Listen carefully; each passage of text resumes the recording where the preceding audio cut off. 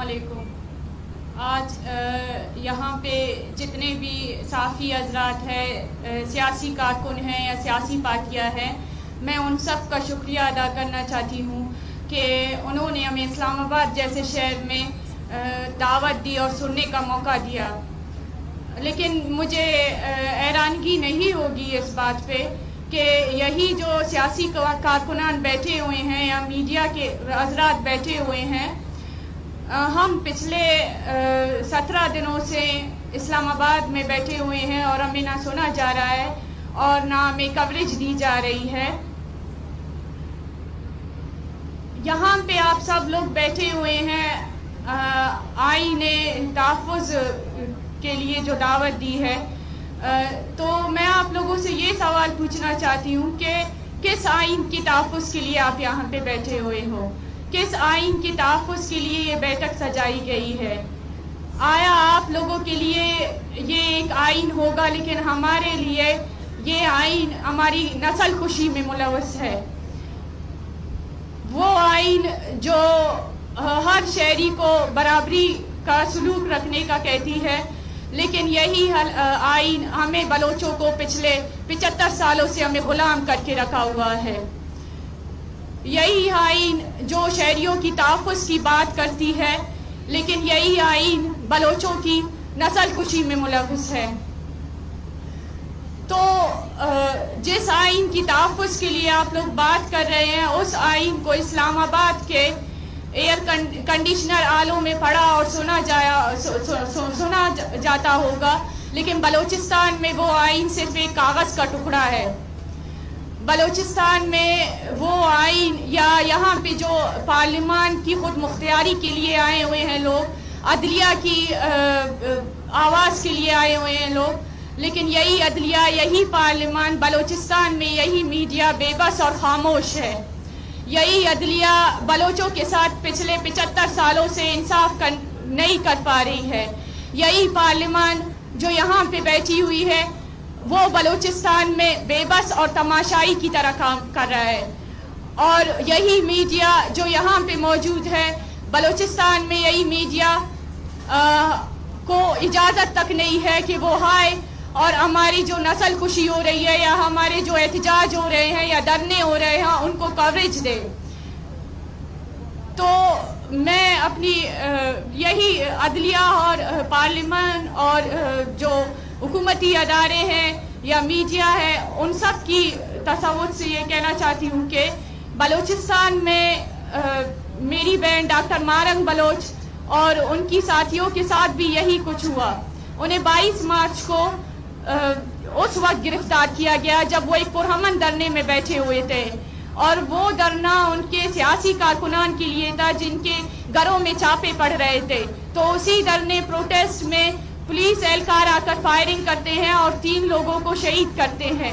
تو ان لوگوں کی لاشوں کو لے کر میری بہن ڈاکٹر مارنگ اور BYC والے بیٹھے ہوتے ہیں اور رات کے 4 بجے چھاپا مار کر یا کریک ڈاؤن کر کے انہیں گرفتار کیا جاتا ہے اور 3 مہینے 15 دن 3 MPO کے قانون کے تحت غیر قانونی طریقے سے انہیں حراست میں رکھا جاتا ہے.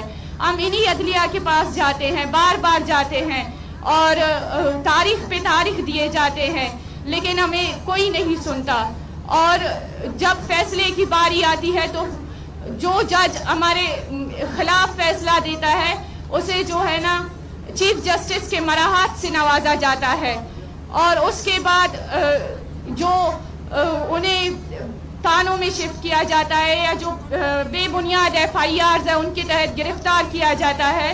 یہ سب کچھ اسی لیے کیا جا رہا ہے کہ میری بہن یا ان کے جتنے بھی ساتھی ہیں یا ان کی پارٹی ہے، وہ بلوچستان میں ہونے والے پچھلے جتنے سالوں سے جو ظلم اور جبر ہو رہی ہے ان کے خلاف ووٹے ہیں. انہوں نے آواز بلند کیا ہے اور دنیا کو بتایا ہے کہ آئیں دیکھیں کہ پاکستان اور پاکستان کے جو ریاستی ادارے ہیں وہ کتنے سالوں سے بلوچستان پہ کیا کیا ظلم کر رہے ہیں. اور جبری گمشدگیاں ہے، ماروائے عدالت قتل ہے، فیک انکاؤنٹرز ہے، لاشیں ہیں، اجتماعی لاشیں ہیں، اجتماعی قبریں ہیں، اجتماعی درد ہے.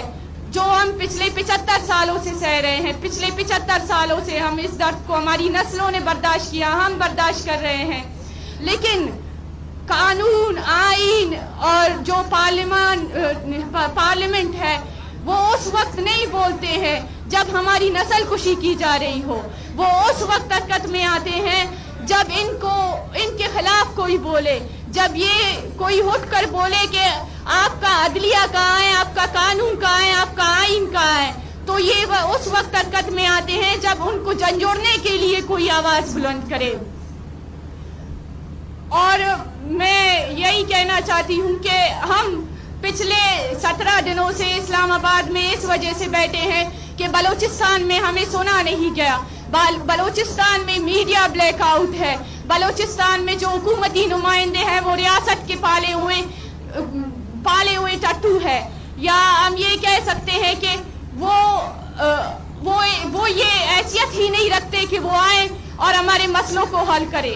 جب ہم یہاں پہ آئے, جب ہم نے اپنی بات رکھنے کی کوشش کی, تو اسلام آباد کے جو لوگ ہیں یا اسلام آباد کے جو بیٹھے ہوئے ریاستی ادارے ہیں یا حکومتی نمائندے ہیں, ہمیں سننے کے بجائے ہمیں اٹھانے کی کوشش کر رہے ہیں, ہماری پروفائلنگ کر رہے ہیں, ہمیں ہراساں کر رہے ہیں, ہمیں کیمپ لگانے کی اجازت نہیں دے رہے ہیں, اور ہر روز اپنے ایک میڈیا ٹاؤٹ کو بیچتے ہیں اور وہ آ کے ہم سے سوالات کرتے ہیں. ہمیں اسرائیلی ایجنٹ کہا گیا, ہمیں انڈین ایجنٹ کہا گیا, ہمیں دہشت گرد کہا گیا, اور روز نئے گالی اور نئے الزامات ہم پہ لگائے جاتے ہیں. لیکن ہم پھر بھی بیٹھے ہوئے ہیں, ہم پھر بھی اس امید میں بیٹھے ہوئے ہیں کہ کوئی ہوگا, کوئی ہے جو ہمیں سنے گا. اور اگر ہمیں یہاں سے آج نہیں سنا گیا, اگر ہم یہاں سے آج خالی ہاتھ لوٹے, پھر شاید کوئی بھی نہ ہو جو اسلام آباد کی طرف رخ کرے, پھر کوئی بھی نہ ہو جو عدلیہ اور اسٹیٹ کی جو آئین اور قانون ہے اس پہ یقین رکھے. تو میں یہاں پہ بیٹھے ہوئے جتنے بھی سیاسی ورکرز ہیں, سیاسی پارٹیاں ہیں, اور جو عالمی میڈیا ہے یا انٹرنیشنل میڈیا ہے, نیشنل میڈیا ہے, ان سب سے درخواست کرتی ہوں کہ آپ جو یہاں پہ میڈیا کے لوگ ہیں, جو کیمریز ہیں, وہ اسی کیمپ جو ہمارا کیمپ لگا ہوا ہے اسی سڑک سے گزرتے ہیں, ان کی گاڑیاں گزرتی ہے, لیکن وہ ایک دن بھی ہمت نہیں کرتے کہ وہ آئے ہم سے پوچھے کہ آپ یہاں پہ کیوں بیٹھے ہوئے ہیں. وہ ہمیں کوریج دینے کی ہمت نہیں کرتے. وہ آپ آئیں, ان ماؤں سے ان کا درد پوچھے. کچھ لوگ ہیں جو ہمت کر کے آ کے پوچھتے ہیں ان ماؤں سے, ان سے سوال کرتے ہیں کہ آپ لوگوں کے بیٹے 10-10, 15-15 سالوں سے لاپتہ ہے. 10-10, 15 سال کیا ہے, ہم تو کئی سالوں سے اس اذیت کو برداشت کر رہے ہیں, اس درد کو برداشت کر رہے ہیں. اجتماعی لاشیں ہم نے اٹھائی ہے, جبری گمشدگیوں کے جو لوگ ہیں جنہیں جبری گمشدہ کرتے ہیں انہیں فیک انکاؤنٹرز میں مارتے ہیں, ان کی قبریں ہمیں ملتی ہے. کسی کو تو قبریں بھی نصیب نہیں ہوتی ہے.